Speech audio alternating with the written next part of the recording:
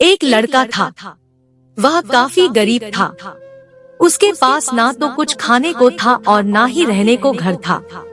वह अपने दोस्त के घर रहा करता था। उसने एक छोटी सी कंपनी में पेंटिंग का काम करना शुरू कर दिया। धीरे धीरे उसके पास काफी पैसे भी हो गए। बाद में वह काफी धनी भी हो गया, लेकिन अभी भी उसके अंदर कुछ कमी का एहसास होता था। जब वह छोटा था तभी उसके माता पिता इस दुनिया से चले गए थे। उसने कभी प्रेम को नहीं जाना था। एक दिन जब वह अपने किसी काम से बाहर गया था तो उसे एक लड़की दिखी जो कि काफी अच्छी और खूबसूरत थी। उसको देखते ही इस लड़की को उस लड़के से प्रेम हो गया। वह काफी देर तक उस लड़के को देखती रही। कुछ देर बाद वह लड़की वहाँ से चली गई।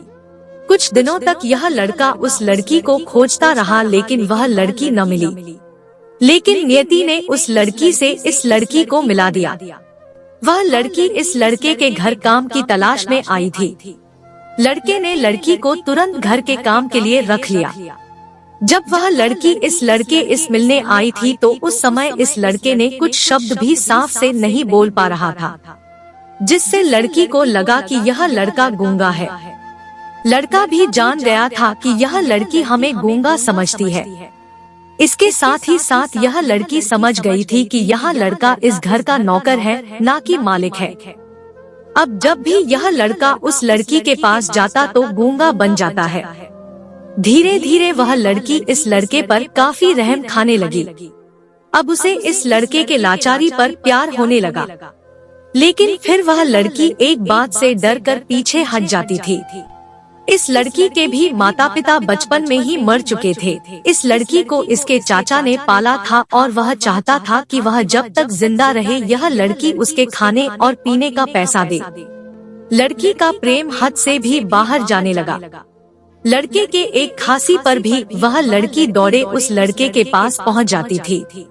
अब लड़का भी समझ गया कि इस लड़की को मुझसे प्रेम हो गया है। लड़का भी बहुत ज्यादा उस लड़की से प्रेम करता था। उसने पहले लड़की के बारे में सब कुछ पता किया। जब उसे सब पता चल गया तो वह बहुत रोने लगा, क्योंकि उसने गूंगे होने का झूठ बोला था। अब वह दिनों रात रोने लगा। लड़की अपने सैलरी में से लड़के की इलाज करवाने को कहती थी। एक दिन सुबह ही उस लड़की को पता चला कि वह लड़का हॉस्पिटल में भर्ती है। वह दौड़ते हुए जब हॉस्पिटल में पहुंची तो उसने देखा कि लड़का बेड पर बेहोश पड़ा है। उसके आसपास काफी मशीन लगी हुई थी।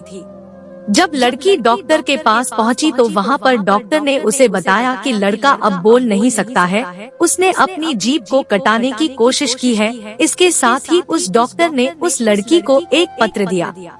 उस पत्र में लिखा था, मैं एक काफी धनी लड़का हूँ। जिस घर में तुम काम करती हो उस घर की मालिक मैं ही हूँ। लेकिन इसके साथ ही मैंने तुमसे एक बहुत बड़ा झूठ बोला है कि मैं एक गूंगा हूँ। अब इस झूठ का प्रायश्चित करने के लिए मैं ऐसा काम करने जा रहा हूँ। इसके साथ ही तुम मेरे घर से मेरे मैनेजर से पैसों को लेकर अपने चाचा को दे देना और एक नई जिंदगी की शुरुआत करना। अगर हो सके तो मुझे माफ कर देना, तुम्हारा दोषी। इस पत्र को पढ़ने के बाद उस लड़की के आंख आंसू से भर आए।